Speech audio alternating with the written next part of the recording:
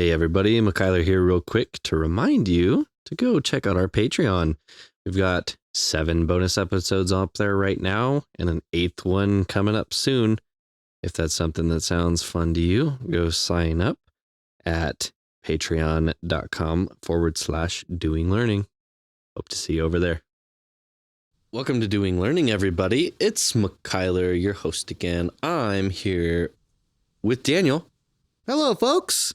That's my thing, Daniel. I stole your line. That's fine. I like it. And we still, I don't know where we are in the world of time, but because we batch record sometimes, we still have my good buddy Marcus here, who's helping us guest co-host. Woohoo! There he is. Oh, I thought that was you. No, that wasn't me. I was just like, McKyler, you're supposed to let Marcus. I'll just pretend to be Marcus the whole time. I'm playing the role of 2 parts. You're going to be your own co-host? Yes. Perfect. I'm going to be my own co-host. Yeah, that would go great. We'll try it sometime. No, we won't. Good idea. You'll never know. This is a really fun one for me. I hope that you guys you share the same amount of love of the mystery I'm about to share with you, the story. We're going to jump right into it. What is your relationship? What do you know about the story, the mystery surrounding Atlantis? Nope. Close. Not close. It's not close. It's mysterious, and that's it. I'll give you a hint. And by a hint, I'll give you the answer. Oh, darn. About D.B. Cooper. The guy on the plane? The guy on the plane. That parachuted out? That's it. With the money? With the money. That's all I know. That's about all you know, right? That's about all I knew. So I was like, I should look into it. I mean, is that about the same? Zero. Never heard of the this. guy? No. Cool. Magician as well. One of the greatest. That's David Copperfield? No. DB Copperfield. Oh, David Berenson. I know this is not a joke. I could have swore that they say he's like one of the greatest magicians because he actually pulled this off.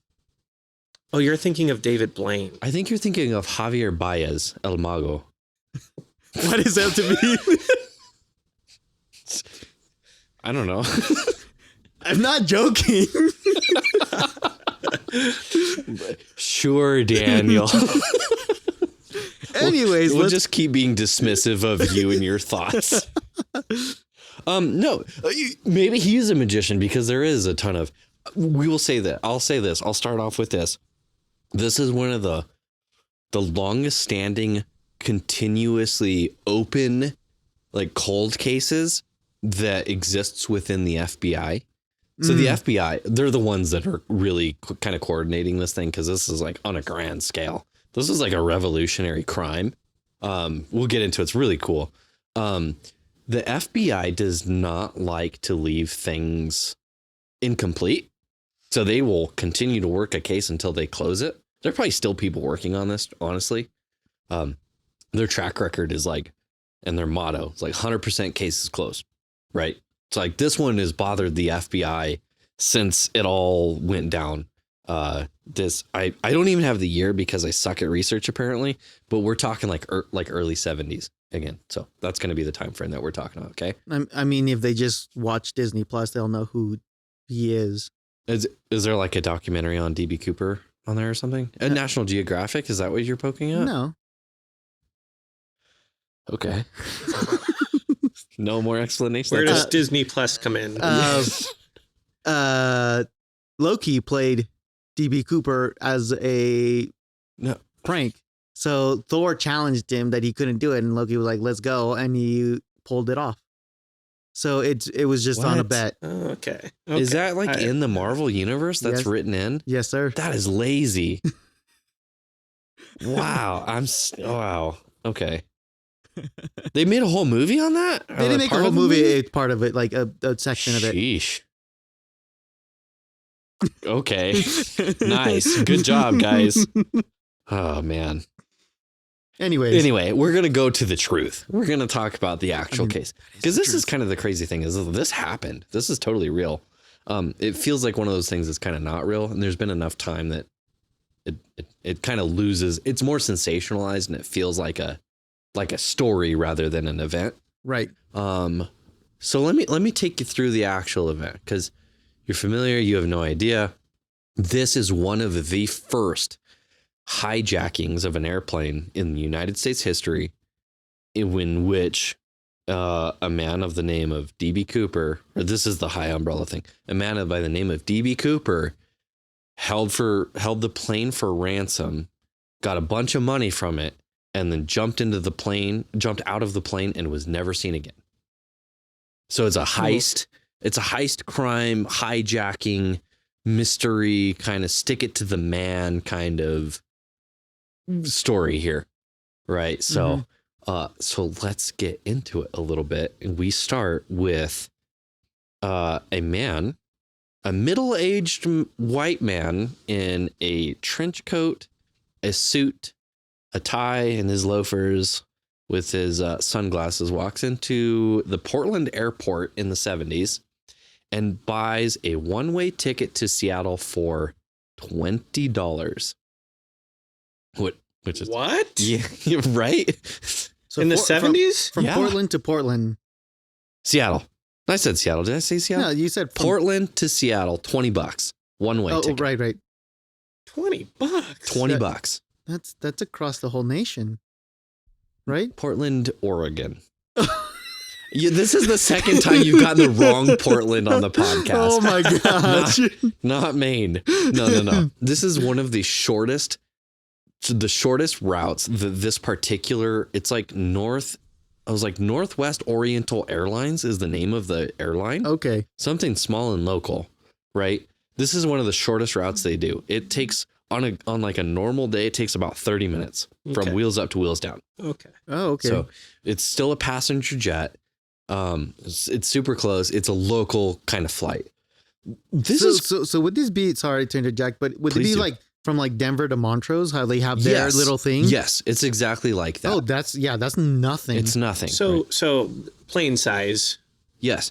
I can tell you this because I don't know exactly how big the plane is. He was on board with about 30 other passengers. Okay, so not a small plane. Not a small plane. It probably wasn't full, but it wasn't. Yeah, it's not like a tiny, like little crammed thing. All Yeah. right, so It's a passenger airliner. Yeah, I'm thinking to myself, like, this guy, he's pulling off a heist, right? Yeah.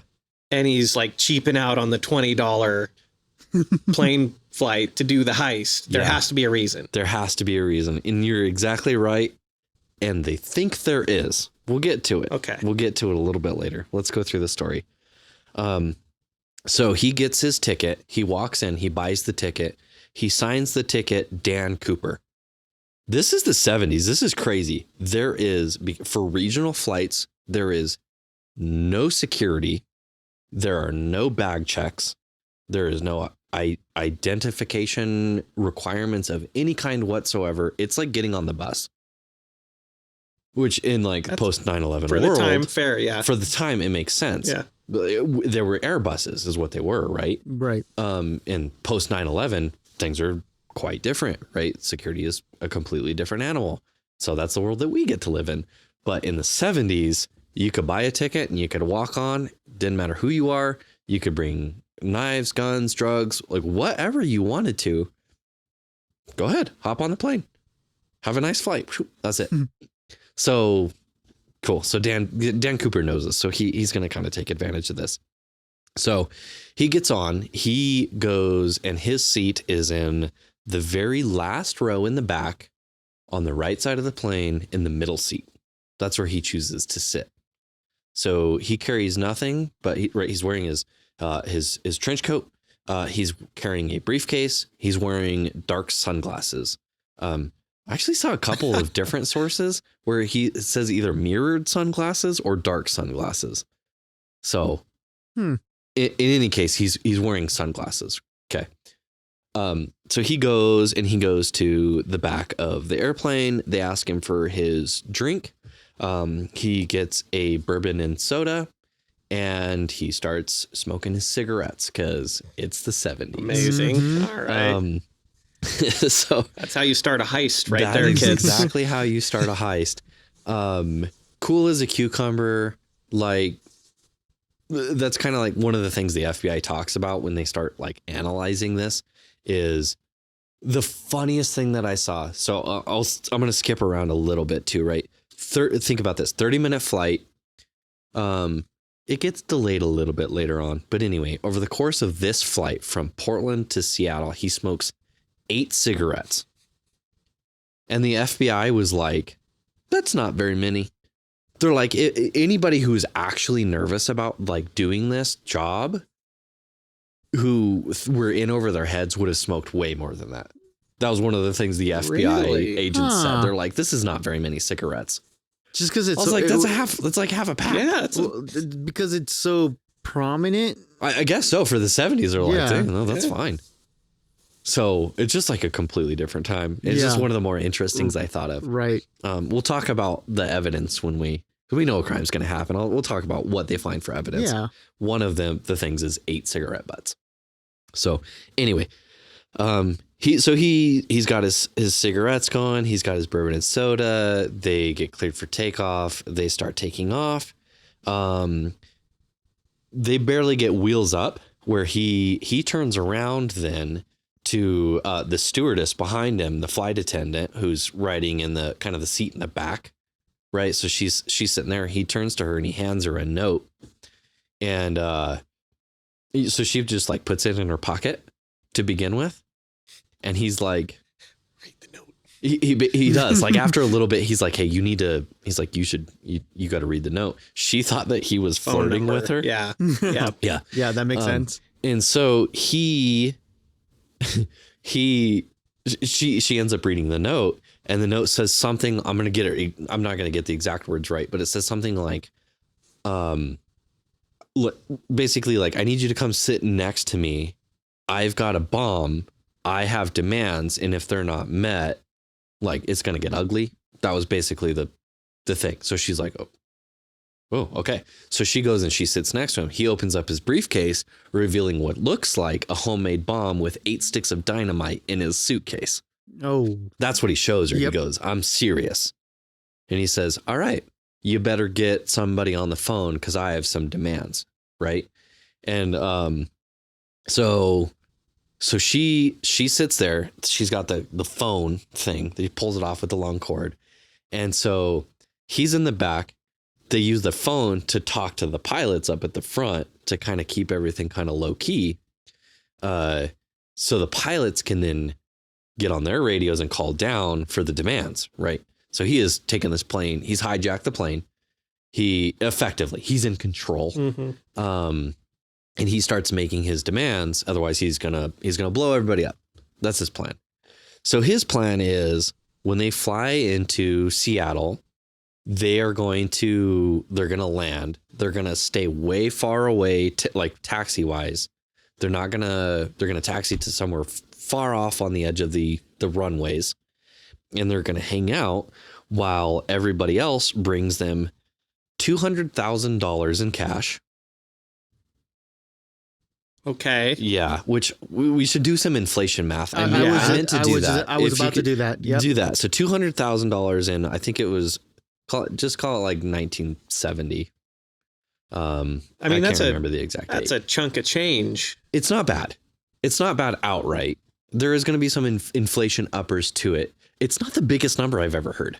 No, it's not. And also I'm wondering why that number as well. Yeah, I'm sure he had his reasons. Tax purposes, guys. Come on. You don't have to pay taxes on thefted money less than $215,000. That's right. Yeah. Yeah. I mean, why not 250? You know, Why not 250? Curious. Like, did he think he would get that demand met? Yeah, just weird. Yeah. Two weird choices for me so far. There's a couple of like odd things that just make totally no sense. And for this thing to be this is kind of like one of the more, I'm a little bit surprised you've never heard of it because it's one of the more like infamous FBI heist cases, right? Mhm. It's first hijacking or one of the biggest ones. It's not that big of a dollar value. Yeah, Like in my mind, it's not like $1 million heist or something like that's got a ring to it. Right. $200,000 heist is like, Like, what are you doing? well, $200,000 in 1970. yeah. in What the is 70s. that in today dollars? 1.6 million. Okay.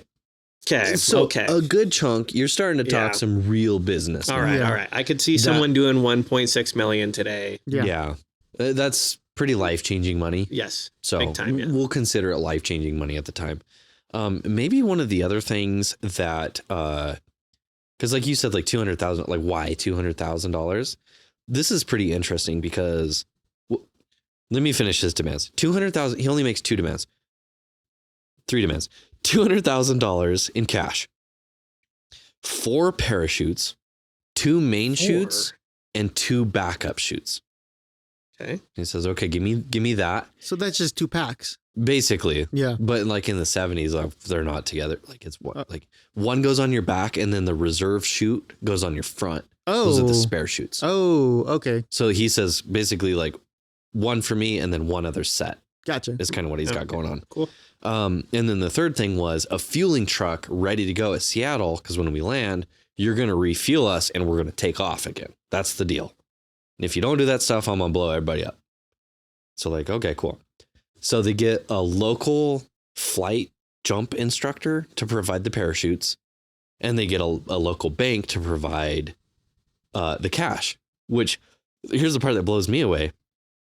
Maybe this is still a thing. There's a bank.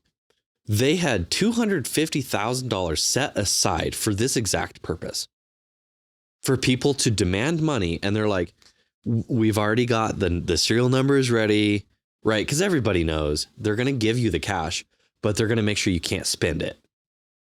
Was he aware of that? It's hard to tell. Maybe that's why Maybe he chose the didn't number. know. Maybe, right? Because 200,000, he's going to get it. If he asks for 300,000, they're going to be They like, can't give it sorry, to we him. can't give you that Yeah. much. We can give you 250,000. And then there's like a whole negotiation thing. Okay. So maybe Cool. he's skipping the good negotiation, but like maybe he didn't know the exact number. Yeah. But And on top of that, the banks are insured up to 250,000, right? exactly. FDIC, baby. Yeah. That goes back to the 1930s. So Okay. All right. Yeah. that Good makes plan sense. so So far. there you go. Yeah. So I mean, maybe it's buttoned up. Maybe he's thought about this Yeah. or something. I don't know. Again, it's $1.6 million in today's money. That helps a lot in kind of making this make a little bit more sense. I don't know if I'm jumping the gun here, Jump it. but I just, $200,000. I'm just like, okay, how much would that weigh? Right? That's true. It is a very Jumping interesting out question, the plane Daniel. with that. Yeah. That is a very interesting question, Daniel. Because one of the interesting things, That's why he needed to. one of the things that they, like the FBI found very interesting, is Dan Cooper failed to designate the denomination of currency that he wanted. So they gave him 20s. Oh, All right. oh. That's 10,000 $20 Yeah. bills, Yep. which weighs How many pounds? 26 pounds. What? Yeah. That's So if he would have, we'll jump the gun a little bit. If he would have asked for it specifically in $100 Hundreds. bills, Yeah. it would have weighed 5 pounds. Yep. Yep. Yep. Yep. So very interesting. Okay. So they gave him 20s because that's what the bank had ready. They had $250,000 in 20s with all of the serial numbers written down so that, yeah, you can steal them, but you're not going to spend them. So they're like, yeah, we're going to give them Right. to you. Everybody, hey, by the way, don't take these notes. If you do, call the FBI. That's how they work, right? So they land in Seattle. They taxi to the end. Somebody brings the 4 parachutes and the money. They exchange. They give them the stuff with the. They give one of the stewardesses the stuff, and she brings it back on. They let off as like an act of good faith. He lets all of the passengers off, many of which had no idea that this was going on, right? Because they were calling from the back, super discreet. Like he's Mhm. playing it cool. They're wondering why they're like taxied so far away from the. Circled the Seattle airport for an extra hour and a half. Could you So they imagine took being a 30-minute flight and made it like 2 hours long. I'd be so mad. But then also like, at least I didn't What's get going blown on? up. Right. You know, Yeah, it's I like mean, you'd be mad once and you relieved figure at it the out, you're same like, time. oh, that's that's interesting. We were hijacked. No, I actually think I would act differently. I would be really mad. I'm like, are you kidding me? I went through that ordeal and I didn't even know about it. Like, are you kidding me? Yeah, true. Yeah. Like, what? How did I not? I saw that guy. You know what I mean? Like, I saw him. Like, I didn't catch anything. I would feel really dumb and really mad. Yeah, that's fair. So, but I mean, he was pretty discreet about it. Yeah. So, I mean, you wouldn't have been alone. At least you wouldn't have been alone. So he lets off 2 flight attendants and the crew. So the pilots stay on, and some of the flight attendants stay on. Okay. So at this point, they refuel. He gets his stuff. He's getting pretty impatient at this time. Because the refuel takes a really long time. Before they take off, he's got a couple of stipulations about the next flight that they're going to take. He says, cool, you guys are going to take me to Mexico City. But when you do it, you're not going to go over 10,000 feet. You're going to keep the flaps of the wings down at 15 degrees, which is like landing. I don't know if that's the exact landing flaps. There's different flap ratings that you could go down, right? But anyway, flaps down. He says, and one weird thing about this particular airplane that this was on this route is that it has a staircase that deploys from the aft end of the airplane. It comes out of the belly, like out of the back end. Mhm. Like, you know, the cargo planes, you see the big one. Right. This is just a staircase that comes out the back. So why did he pick a 30-minute flight from Portland, Oregon? For the weird plane. For the weird plane. That's kind of what they kind of figure is he knew what the plane he was going to get on because it has a staircase in the back. So he says, cool, you're going to fly to Mexico City. You're going to not go over 10,000 feet, flaps down, and the staircase is going to be out the whole time. And they're like, okay, it's not going to work. That's going to create major drag. There's a few things that just flat don't work. One, you're in Seattle, Washington to Mexico City is a long flight. They're like, bro, we can't make it. Yeah. Especially at 10,000 feet with the flaps down and the stairs out. They're like, we can't get there in one go. So he suggested, or whatever. There was like some compromises. They're like, well, there's Phoenix, maybe Sacramento. Like there's some other, they're like, we could take you somewhere else if that's fine. And maybe like stop over. All right. Does that sound okay? Will you blow us up if we do that? If we do Sacramento? They ended up, they're like, cool, we'll take you to Reno. Okay, cool. Whatever. At this point, Dan Cooper kind of also doesn't care. Like he's getting frustrated at this point. They're like, do you want to file a flight plan? He's like, no, go. And so they're like, well, we'll just fly the generic flight plan. It's called like Victor 301 or something like that. Like it's a standard route from like Seattle to Reno. Okay. So they kind of know which direction they're going to go. They also tell him, bro, we can't take off with the stairs down like that. Like you can't, it's not going to work out. Right. So he said, okay, that's cool. If that's the case, I just need you to show me how to open it. Like if you just show me how to open it, that's cool. Because for some reason in the 1970s, you didn't have to engineer for any kind of amount of safety. There is nothing prohibiting you from opening the stairs mid-flight. Perfect. Cool. Yeah. I think doesn't work in any other time. It's interesting that he knew this about the plane or knew like he planned all this out, but he didn't think through that like you can't get that thing as far as he wanted them to go initially. Yeah, there's like some really glaring like, how is he smart enough to know like this plane, this time, this route, but that the plane don't have enough gas. Yeah. Especially when you fly with so much extra drag. Right. That's why they fly so high. Like why didn't he taking off with the stairs down? That seems like I don't know, like I could have my kid tell me that. He would be able to tell me that's probably not a good idea. You should probably put the stairs up. Yeah, right? It's like, at least, if anything, you're going to damage it. Maybe you're going to hurt yourself. Yeah. It's not going to work out. Your plan's not going to work out. Like, if you want to get away, like, that's not maybe the way to do it. Right. Yeah. So they kind of land on these compromises. Okay, all this stuff. Okay, cool. So they take off. They head off towards Reno. With them are 2 fighter jets that are going to act as escorts. So they fly off with him. There's some weirdness that goes on. This is where like the story starts to fall apart and like conjecture starts to come in, because now there's like so much guesswork going into it. Like one of the sources that I was looking at, one of the videos that I was watching basically said the cruising speed, because he also said a cruising speed of like 200 miles an hour, like pretty slow for a passenger airliner. They said that the cruise speed of the jets, if you cruise at 200, like the jets don't want to go at 200, like you're going to have issues. So they have to fly faster than the plane and continuously like loop around to kind of keep an eye on it. It's not exceedingly clear to me whether that's true or not. You'll see why it's such a weird thing. There's some puzzling bits to these this. are the fighter jets doing this, right? Like the fighter jets are like looping around, keeping an eye on the passenger jet, which is just cruising towards Reno, right, along this already known path. Gotcha. Cool. So they're flying, and they're not hardly too far into it where they take off. They're doing their thing. He's got his money. He's got his parachutes, and eventually tells the last flight attendant, the lady he's been kind of working with, was like, okay, what I need you to do now is go up to the cockpit. Everybody goes up to the cockpit. We're going to shut the cabin lights off, and you're going to leave me alone for the rest of the flight. That's what he tells them. So they do that. And she basically, the last thing that she saw was, I mean, it's so cinematic, right?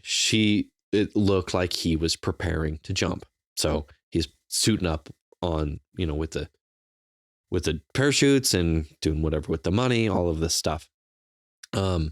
Which is really puzzling to me, because like, why wouldn't he wait like 2 seconds for her to like get into the cockpit? Like maybe sit down, have another cigarette or something. Yeah, have the 9th cigarette. Yeah. So there is some puzzling aspects of this. It's just like, as careful as this guy was, he had some strange choices in it. So then at some point, the pilots and the crew, they describe it as they feeling some kind of oscillation and a drop in cabin pressure. So they figured he had opened up the stairs, and eventually like they're calling back to him, and eventually he stops responding from back in the plane.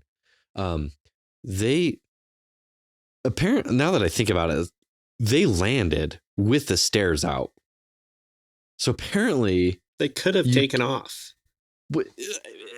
Maybe like those liars. I mean, it's no, because like when you're landing, your nose is down. When you're taking off, your nose is up. I don't know. Okay, is a staircase on the back of the plane? So maybe the angles come in. Okay, they're not liars. They're not liars. But the other thing too is people. Like, let's put a pin in that. Apparently you couldn't put the stairs up, because at some point you'd be like, "Hey Dan, are you back there? Can you put those up, please?" Oh, nothing. Okay, yeah. Somebody's gonna open the door eventually. Like, yeah. I don't know. Unless they truly think that they're gonna get blown up or something like that, and they're just not gonna take their chances. Maybe. Or I probably am not taking my chances. I would just cruise to Reno, I think. Yeah. He's good back there. Are there not peepholes in those in the cockpits? I don't know. I mean, it seems it seems so weird to have zero idea of what happens with Cooper at this point. Yeah. Like it's the 70s. It's back when like there's I don't know, a curtain, like you could go up to the cockpit, like you take kids up there or whatever. Yeah. Like you see in, like I see in movies and stuff, because I never experienced any of that. But like a totally different world. Like now it's like freaking there's a door and there's no seams, and like you can't, you don't even know that they're there. You know what I mean? Ooh. So are they up there? Robots, robo-pilots. So yeah, it feels there's just something weird about that. But he jumps. They know that they land. He's not on the plane. So hold up. No one's following, right? Well, other than the 2 fighter jets who do not report seeing him jump. How? Because they're looping? That's the theory. That's the only argument that there is. Or it was at night and the weather was pretty bad. Okay. So there could be. So it was a snowy night. It was cold, cloudy, snowy. They're at 10,000 feet, so they are within weather range. Right. And it's at night, but these jets, there's two of them. They never report. They don't see it happen. They don't see the jump.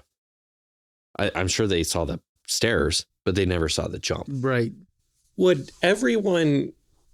Now, I'm jumping ahead here, but I feel like everyone's going to be scrutinized after this. You would including certainly think the That's guys flying the jets. When you're like, they're good people, that's one of maybe the most convincing but conspiratorial arguments for what happened. Wrap there is. me up in the tinfoil. That's it, baby.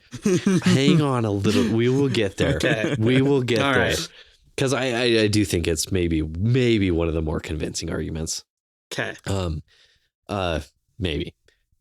So he jumps. So think about this. There are so many weird things that go on with the parachutes. One of them is a military parachute. One of them is like a sports jumping parachute. Which like the parachute, so he takes the military one. He leaves the sport one behind, right? So they're like, why did he ask for 4? Why did he ask for 2 sets? Well, they thought maybe, so the FBI, this is what they're thinking. They're thinking he's asking for 2 sets. He's taking a hostage and he's going to jump, right? What do you jump out of airplanes with parachutes? Mm-hmm. So he says he's going to take the money. He's going to take a hostage and he's going to jump. So they're like, should we sabotage the parachutes? And they're like, well, we can't take the risk in case he takes a hostage. Right. Pretty clever if that's what he was thinking. Mm-hmm. Or maybe he was like, who knows what he was My thinking. initial thought was decoy. Launch one, jump out the other, then they got to pick one maybe. Maybe he did that too. Like, so here's one thing. They do land. Let's talk about the evidence, the physical evidence of what's left over. They find 8 cigarette butts. We talked about that one. A tie clip, a clip-on tie. Sorry, a clip-on tie. I was like, those are two completely. So imagine this dude walking with his suit, his trench coat, and his clip-on tie that he leaves behind. Yeah, I don't need this anymore.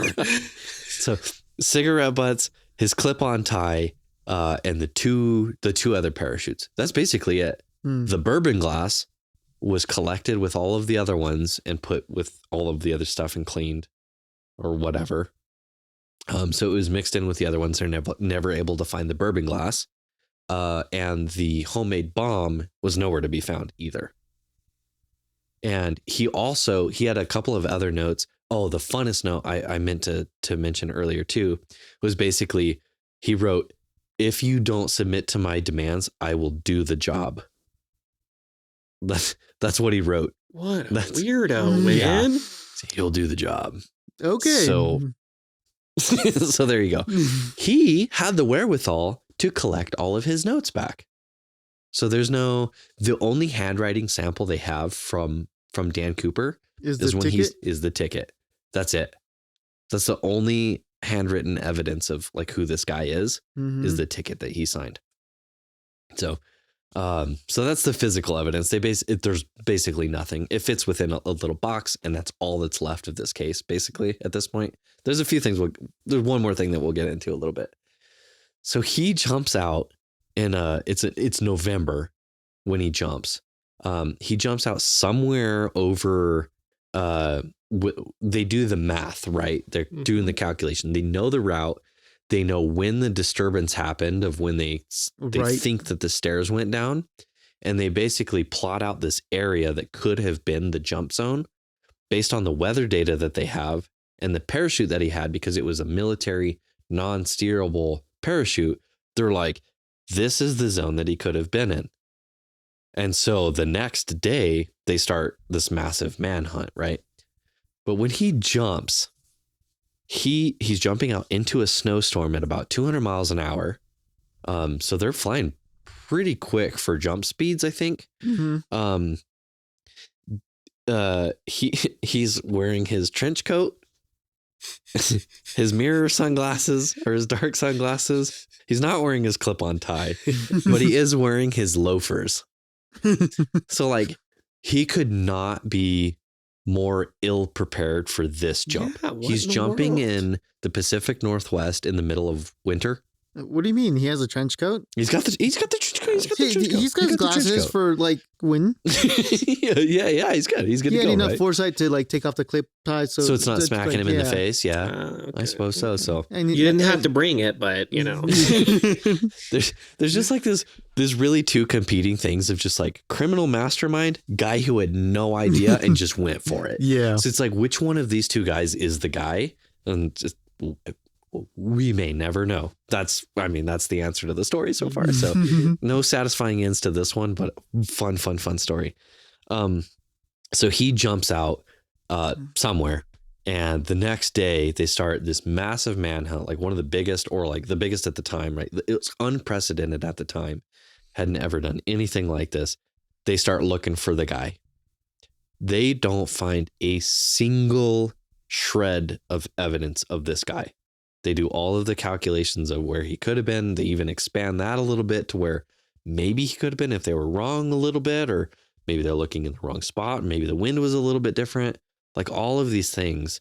And they look and they don't find a single thing. No parachutes, no homemade bomb, no duffel bag of cash, no sunglasses, right? What? They don't find anything. Not a single piece of evidence they find from this guy. And that's kind of where the case sits for. I see you spinning over there. Is this? I mean, is he? So he's in the wilderness. He's landing in wilderness. he's landing nowhere in the near wilderness. civilization whatsoever. Yeah, basically. Yeah, it would be tens or dozens of miles away from like the next city or town.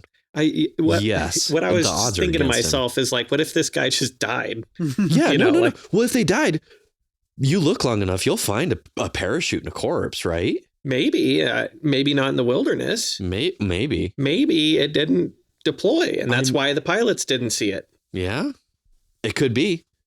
I mean, they helicoptered this area for days, weeks, months afterward. They had people on the ground. They had dogs.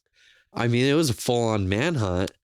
But if you're wrong by a little bit, maybe you just never find him. Or tinfoil hat time. He never left the plane and got shipped right out of that thing by one of the victims. Or if you want to go a little bit more tinfoil hat, Dan Cooper never existed. It was an inside job by the crew. Ooh. So I think those are the three most plausible cases in my opinion. It sure looks like something incredible happened, and there are like all of the passengers that came off did report like seeing this guy, and they all report the same looking guy. So like there was somebody that sat there, I think. But was it a Dan Cooper? Was it? Well, okay. Like, So what does that mean? This Cooper guy, how do we know it's him again? You kind of don't. Is it a John Doe name, or I mean, that's it's the registration name he That gave. is That's the only. Yep, that is the name that he signed his ticket. So an inside job. That is it. That's all that they have on him. If you just signed Dan Cooper, why do we put B? Oh my gosh, I am so glad you asked. Can I give my little like theory of just why I think? Yes, you can, and then I will tell you why, and we'll see how close you get. Is it because he chose the B seat?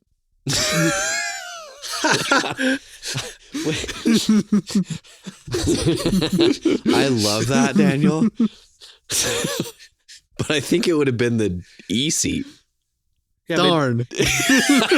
D.E. Cooper doesn't got that ring, It's you know? another ring, so they're like left side of the plane, right side of the. I love that, Daniel. That's so good. Do you want to know why? Why? When they started looking for suspects of who this could have been, Mm-hmm. there was somebody that kind of almost matched the description, and his name was D.A. Cooper, and so then it became D.B. Cooper because it sounds better.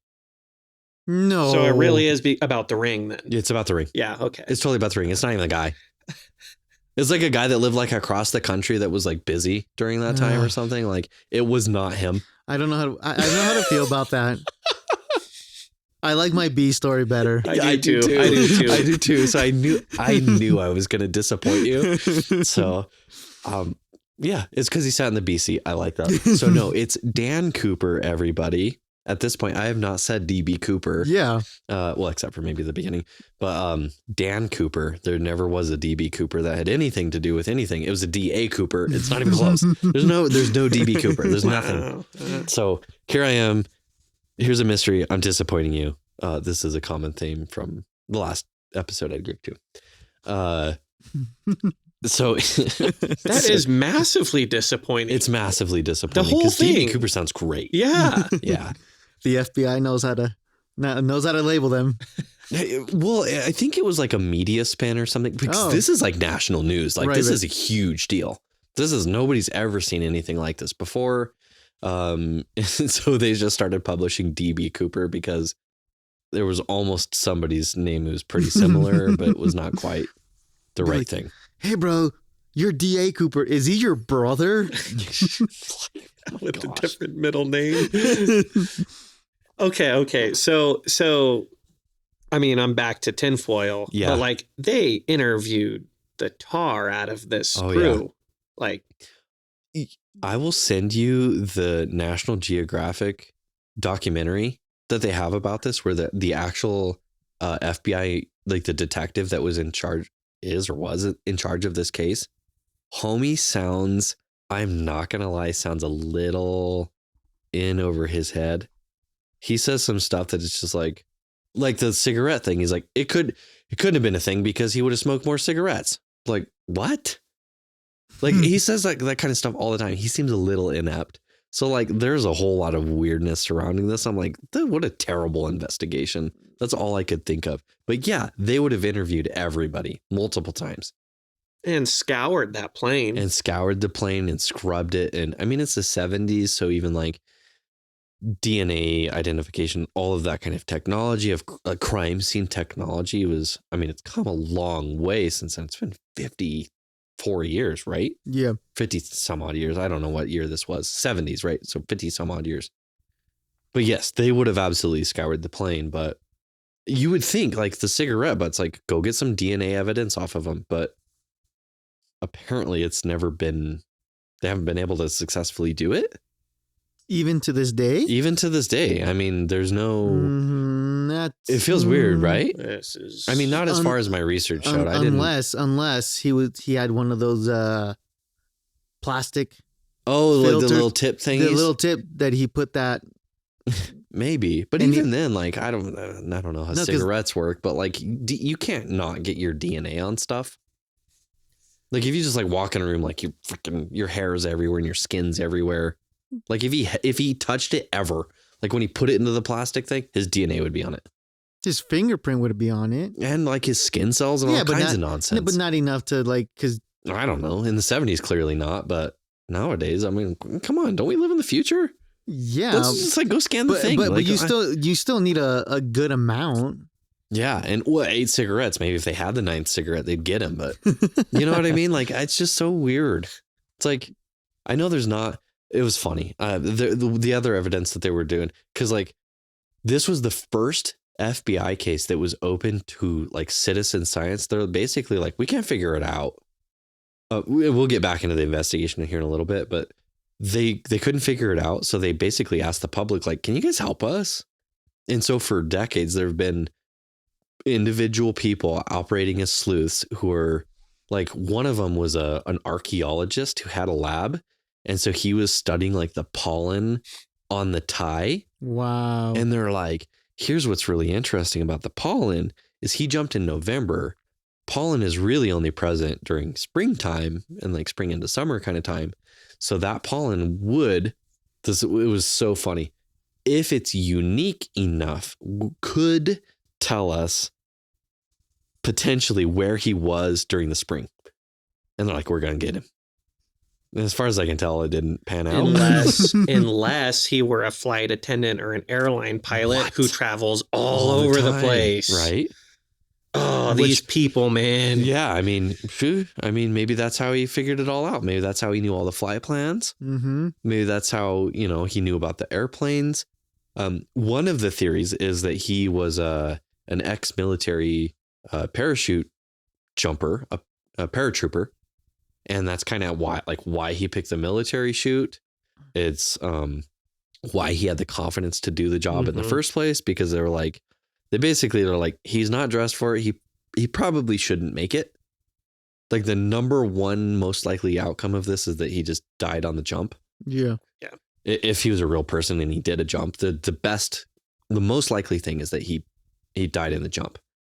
I should say there was one piece of evidence that showed up 1 decade later after the jump that really kind of threw a weird wrench in things.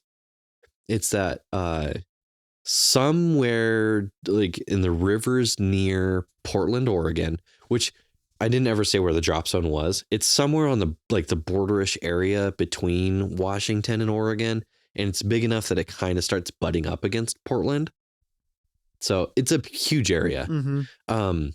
A decade later, a father and a son are fishing in the river where they see something interesting in the sand next to them. And so they, whatever, they investigated or whatever, they find 3 bundles of the cash. And they're like, well, this is weird. So they called the FBI, which would not have been my first reaction. No. But like clearly the dad was like an enthusiast, or he had heard about it. And he's like, buried money on the beach near Portland, DB Cooper, right? Like it's gotta be. Yeah. So the FBI shows up, they take the money. Some of it's really, really degraded. Like you can't even barely identify it anymore. But there's 3 bundles with the rubber band still wrapped around them. They check the serial numbers. It came from that bank.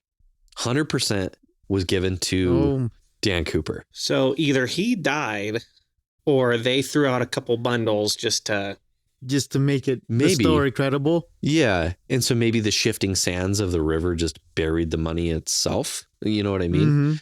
One of the weirdest parts about it, and I did see some conflicting information about this because I found it rather compelling, was the reports. And so the money makes it into the evidence. That's like the last piece of evidence that they found so far was these 3 bundles of money. The rubber bands were still intact. They found it a decade later. They did a study on that particular type of rubber band, and they basically aged it to where it would not be wrapped around the money like it was after about 3 years, but they found it 10 years later. So they're like, well, maybe it fell in the river and went this way, but if it's like, and it made its way down. Well, the problem with that is the river flows the other way. It goes the wrong way. And then they thought for a second, they're like, hang on a second. This area of the beach was dredged up a couple of years ago, and like they made the river wider and they put all the bunch of sand over here. So maybe it fell in the water and it got dug up. And then they're like, they did a survey and they're like, oh, the dredging stopped 150 feet that way. So this was unperturbed and had nothing to do with the dredging. So the most likely outcome of that is that somebody buried it there. So he didn't die. There's basically 2 theories. One that makes the most sense. Somebody put it there. Could have been anybody related to Cooper or Cooper himself, or somebody that found the money after Cooper just fell to his death. Who knows? It could have been anybody. Or he fell in the river with his parachute and stuff on with the money. And then a boat came by, like a big boat, like a ship, because it's a big river. So they're like doing shipping up and down it. He got caught like on the propeller with his parachute, and he drug him upriver and scattered some of the cash to where then it was covered by the sand. Oh my God. But they never found and then he fell off the propeller and then got swept out to the ocean. It's all very convenient. So none of the other none of the money's showing up otherwise. None of the money has ever shown up otherwise, at least in any way that's reportable. Right. Maybe he made it down to Mexico City and they're just like, don't care. Like, I don't know. How far do you have to take the money before somebody doesn't check the serial numbers? You got to be able to find somewhere where they're not going to. I mean, check the serial you number. I'm pretty launder sure money. anywhere here that's like a small, town, they're not really Yeah, gonna They're care. not checking shop. fake bills Yeah. or serialized bills. Yeah, it's like they'll check to see like even in modern day, I'm sure they'll like mark it with their little marker. Yeah. But if it's a small town, they're not gonna be like No, they're not going to check. the serial. Hey, let me look on my book, a little booklet Yeah. of counterfeit or whatever serial numbers that are being sought after. No, it's money in your pocket. That's it. Yeah. So the only real defense that they had against that was they told whatever institutions that would listen, don't take these serial numbers. They're stolen. That, and they basically said, if you find this serial number that belongs to this set, you'll get a reward. And other than those 3 bundles, no cash has ever been reported. So what did he do with it? I think he took it. I mean, if he made it, this is the fun part, right? Like we have no idea. If he made it to Mexico City or something like that, right? It's never going to be reported. No. I think he just took it with him overseas to people that weren't going to report it. Smart. He can't go put it in a bank somewhere. Right. He can't go put his $200,000 in a bank somewhere. But if he sits on it and kind of bleeds it out over the rest of his life, maybe a guy can get by. What about, let's just say it's nowadays, you happen to, whatever, be a DB Cooper fanatic and you know these serial numbers and you come across a $20 bill with this serial number.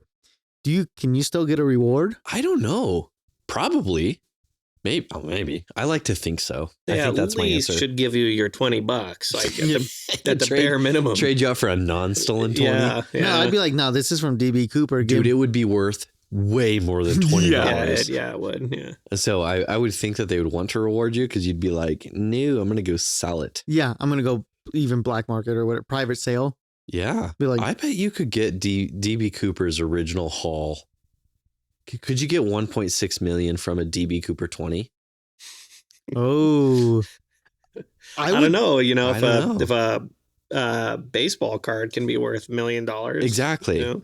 I would say yes. To the right person, maybe. Because it's like, it would prove that somehow that $20 bill made in circulation, which would prove that he was real. He was it real. Was a thing. He And made it. He lived. Exactly. So especially if it's still around in circulation now, oh man, they'd be like, oh, it finally made its way to somebody that actually knows what they are handling. So I think definitely it has a potential to. It's got worth. Yeah. Did the pilots and the flight attendants continue to pilot and flight attend after this? Oh, I don't know. I think so. Nothing said that they didn't. Like they had this one-off weird incident, and they're like, "Hey, you guys okay? Okay, cool. I'll see you tomorrow." I guess. I mean, as far as I know, no, they continued to work. there was no reports of like you're saying inside job. Like nothing points to it. There's no real evidence that that's the case. Yeah. And I mean, it takes a lot of coordination between a pretty decently sized group of people for everybody to get all of the details right and then hold it together.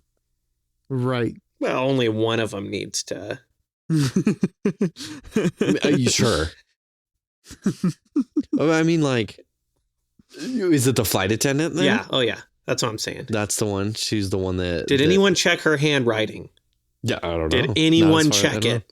That's what I'm going. Like, I would bet money on they checked everybody's handwriting. Like, hey, I know. write this. You would think so, right? Yeah. I mean, if they're doing their due diligence, and if they're doing their due diligence to like investigate the plane, like you would find some kind of evidence of like whether they hit it, the homemade bomb or the money or something. They would like, pat search the people that are on the. That would be my as an investigator if I was one. Yeah. Yes, I'm gonna believe them to a certain point. Like I believe your story, but I'm still gonna vet you. Everybody on that plane makes the suspect list. Yeah. Like, or an accomplice. Yep. For sure. And I don't know. You got to figure that they did their jobs. Well, yeah. I mean, it's. I would agree, but also, I mean, this would not be the first time that law enforcement has screwed up Yeah. in hindsight, maybe they just very made up. obvious. Yeah, maybe they just messed up. But, you know, I'm not saying that's what happened. It's fun to put your tinfoil hat on, though. It is. And I think the counterpoint to that is that reputation of the FBI to not give up. Yeah. Like that they still probably do have people working on it. And maybe somebody messed up a long time ago. You would think that, you know, the changing of the guard, you get some fresh faces, you get some different people in there. You get some different investigators. Somebody that wants to really prove themselves. And like, I want to solve this. Sure. And either the mistakes go away and are damped out, or maybe it gets even deeper and the FBI's in on it. But for $200,000, it's like, how deep of a conspiracy warrants this amount of money? Right. It's really interesting.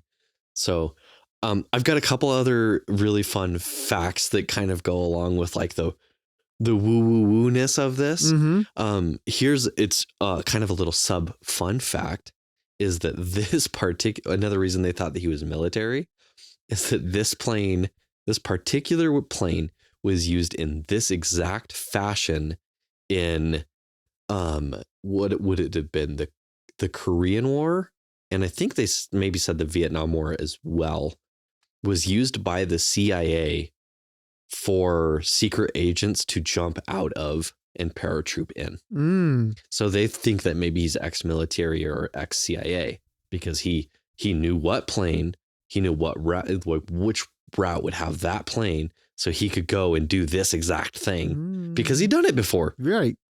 So like that was one of the things that they thought about. What were some of the more interesting things? Oh, one of the other suspects that they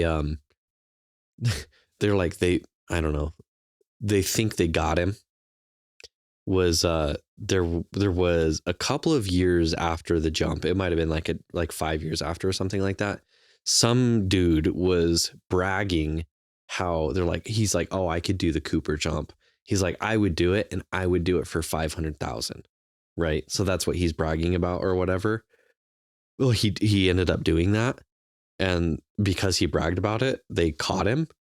They found that. Yeah, he did it. But here's the dumb thing. He jumped out. He had them fly over his hometown. And that's where he jumped out and went home. You're kidding me. No. And they found the money at his house. The 500,000. The 500,000. But they didn't find the 200,000. Right. So they're like, copycat. DB Cooper, who knows? Who knows? I mean, I don't know. Guy comes with a tie, has to unclip it before he jumps. Like he's shown that he doesn't think everything through. Right. Yeah, exactly. Why didn't you throw the tie over? Like, I don't know. Just don't bring a tie, man. You don't need to wear one. No, he was looking sharp though up until then. But okay, so this guy that did the jump as well, did they arrest him? Oh yeah. And did he do time? Oh yeah. Really? Oh yeah, they got him. He did time for just proving that he got in trouble for hijacking an airplane and stealing $500,000. Oh, he did the jump. Oh, he did the second jump. The copycat jump. So it wasn't like I'm gonna bet somebody $500,000 that I could do it. It was like he literally did the exact same stunt. Yes, he did, but got caught. Yes, he's like, I could do it. Now I would do it for 500,000, and then he did it. And he did, and it was almost exactly the same. Like same airplane. Asked for 4 parachutes and this amount of money. There was a refueling op. Like everything was exactly the same. Except he got caught. When was this? The second guy? I think it was before they found the other money. So I think it was like a good 5 or 6 years. So it was pretty hot still and like. Okay, but it wasn't like 2010 or No. This would have been like 70, like mid 70s. Still when things are 80s. wide open and yes, you still could walk onto an airplane with a fake bomb. And why do with they nobody checking? Why would they not say that this is DB Cooper? Because there's no evidence that actually links it back to the first crime. If that is him, that guy's an idiot. Exactly. And it's like, is he a genius or is he not? Is he dumb? It kind of could be either way. I don't know. It could be both. Maybe he's just a little bit of each. So he was one of the suspects. There was one other really fun suspect, and I don't really know. It doesn't really link in because they haven't arrested anybody for this case, but the genius and investigator, I say that in a very tongue-in-cheek way, he like this was like 15 or 20 years later or something, like I don't know, it was like well afterwards, he had a breakthrough idea, and he discovered that there is a French comic about like a pilot hero kind of guy named Dan Cooper, who would jump out of planes and do heroic things and all of this kind of stuff. So the character's name was Dan Cooper. That comic was never really circulated in the United States, but it was in Canada. And so because he failed to specify the denomination of currency, and when he asked for the cash, he didn't say like, I want $200,000 in cash. He said, I want $200,000 in US denomination or in US currency, which is like a really weird way to say cash. Mm-hmm. And so they're like, maybe he's Canadian. And that's like, it's about as far as that one ever kind of goes. I might be forgetting something, but I'm just like, okay, does that get you any closer? Ocean, back home. Yep. Guy's an idiot. Yeah. But he's a genius. So. He's either a genius or an idiot, but man, he is infamous. This is fun. There's a little town called Ariel, Washington.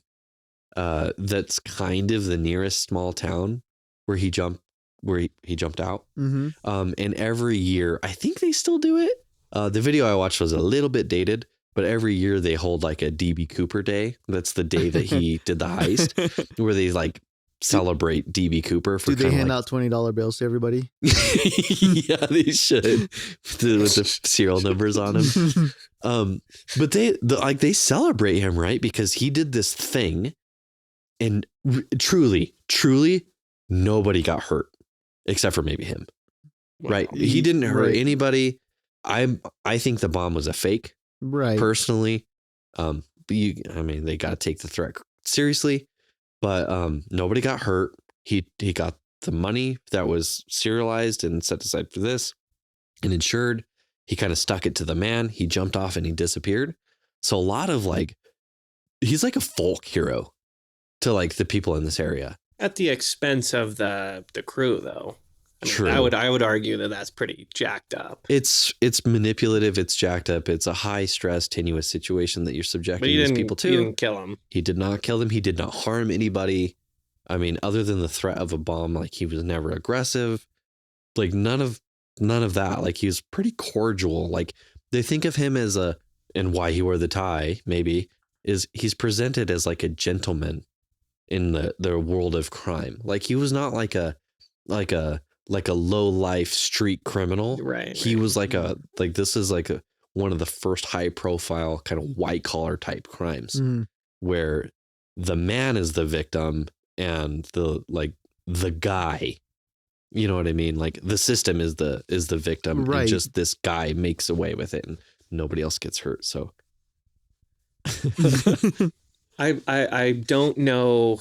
I'm trying to picture the flight path going from where they took off to Reno, right? Yeah. Is that the same line that would go to Mexico City? No, I don't think so. So he did not jump on a line that he had planned. Right. Yeah. Either. So no, he didn't. Unless he did plan on jump. I mean, he was still in Washington State when he jumped. So he might have been. How far close? off? I mean, by the time you fall on the ground, though, you're talking miles and miles of hiking through wilderness. Yeah. So unless he's like, if I'm in the Pacific Northwest, I'm good. Yeah, he deviated from his original plan for sure. Okay, yeah. And yeah, did he ever plan on actually getting to Mexico City? He asked for 4 parachutes, so probably not. Yeah. It seems like he was planning on jumping or making everybody think he jumped, which you said earlier. he stayed on, landed with the crew in Reno, and they snuck him out.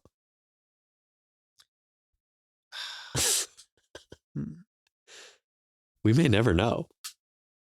Oh, we'll know. We'll know one day. Oh, what? And maybe I'll leave you with one more kind of guy. There was one suspect that did kind of check all the boxes. They were never able to attribute any evidence to him, but like he fit the profile of like ex-military. His brother worked for this airline in kind of this region. And so he had like access to the knowledge of what planes on which routes and all of this kind of stuff. Because his brother was like a flight attendant, was not on this flight, but it was some guy named, I think it was Dan Cooper, just another Dan Cooper. Right. Which, yeah, did he use his real name? Who knows? It was like in the 80s or 90s or something like that. This guy that was the suspect was on his deathbed, right? And he calls his brother in and he says, "There's something that you should know, or is there something I need to tell you?" And then he passes away. No. No. I hate this guy. He probably knew exactly. If it was him, he's just playing another game. If it wasn't him, that guy knew exactly what he was doing. He's like, I'm gonna just do this. Yeah. To get your brother on your own deathbed, like My last words to my family is gonna be like, I gotta tell you something. there's something I need to tell you. Speculate. Oh my gosh. So either like this was a private moment that his brother's not lying about because he told him the truth and he's like, "I'm DB Cooper. I buried the money here. You can go find it. There's whatever minus 3 bundles left. There's still $100,000 buried, like whatever." At that point, it's cash, so and it didn't get the inflation value necessarily the same. You gotta invest. You gotta invest it. So it's just worth less than what it was. So, I have devalued money buried. So either he knew it or like there was something else. You or can just buy like a moderate house in a rural area with this money, which would be kind of nice. Yeah, it would be sure. great. I mean, it's Sure. money that you don't have to spend out of your own pocket. Sure. Hell yeah. But yeah, he passed away. Maybe the closest match to a suspect and to the actual criminal of DB Cooper passed away on his deathbed with some secret knowledge. I'd like to think that Dan Cooper was his actual name, and he was dumb enough to use it, but smart enough to know that he could get away with it. Is genius or an idiot? I don't know. It fits the bill. Yeah. It really does. Yeah. He's just like, ooh, gotcha. Yeah. Ooh, gotcha. As the type of guy that would want to take off with the staircase down. Yeah, Would exactly. give his real name on the... Exactly. And then still get away with it somehow. Yeah. Like, man, I don't know. So yeah, there's part of me that's just like, I hope it kind of gets solved just for like the resolution of it and to kind of know what happened. Right. But like there's something kind of fun about like a guy committed a crime where kind of nobody was hurt. Nobody was physically hurt. And that is a good thing, genuinely. And like, is he a hero? Is he a villain? Like, who is this guy? He's an anti-hero. He's an anti-hero. He's an idiot genius that may or may not have ever even existed. So that's DB Cooper for you. DB Cooper. DB Cooper, Strike aka the A, throw in a B. That's right. AKA Dan Cooper. It's like DB Cooper's got such a much better ring to it. Not gonna lie, I agree. No, yeah. There you go. One of the earliest hijackings in United States airline history. And a brand new mystery for Marcus. Maybe a little bit more clarity, a little bit more information on something you've kind of always known about, but never really thought about. Exactly. And just kind of bolstering. I mean, it happened in the 70s. You remember that? I remember that. Yes. Sounds right, Daniel. Well, that's all I got for you guys tonight. I hope you had fun. Yeah. Always having fun. Thanks for joining us, Marcus. I don't know if you got anything that you want to say here on the main feed to the folks. I hate Dan Cooper. I'm so sorry for like such an unsatisfying story. That's it. It's captivating up until it drives you nuts. Yeah. Yeah. So I'm going to be thinking about it. I'm quite the opposite. I'm not going to lose any sleep over it. it's just, I'm like, cool, dude. You did your thing. I'm going to do mine. jeez, Daniel. Just going to pass out in your sweatshirt. Yeah, exactly. There you go. Well, Daniel, you want to plug anything? You want to take us through the outro? Yeah, just guys, Instagram, please follow us. And it's Learning Pod, Doing Learning Pod. Sorry, my bad. On Instagram to stay up the most date. But please just follow us on anywhere you listen to this podcast. It really helps us out, guys. It helps us stay relevant on top. So more people like you can enjoy shows like this. And if they ever find any more evidence, we'll do a follow-up, which you can find on the Patreon. We're going to do some follow-ups of some past episodes. You can join us over there, get access to the map, see the world and the cool places that we've seen, and get some bonus episodes and some follow-ups. That's patreon.com/doing learning. And That is the one. that's the one. Well, this was a ton of fun. Thanks, you guys. I had a ton of fun tonight. Had fun doing research on this one. And when you go and start to learn about something new, make sure you go do your own research. Don't take my word for it, and stay curious. We out. Boo boo. Hey everybody, we just like to take a moment to thank everybody out there that has thus far supported us. We do all these recordings and we love doing it. We have fun doing it, but we are paying out of our own pocket, but it does help when people like Liz D, Seth T, Irvin H, DaDog, Mouse T, and Kirk K help us make this little podcast a reality and, lighten the load a little bit. So thank you from both of us and all of the fans. Thank you for helping us make this a reality. And if you guys want to help be part of the Doing Learning crew, you can do so by going to www.patreon.com/doing learning.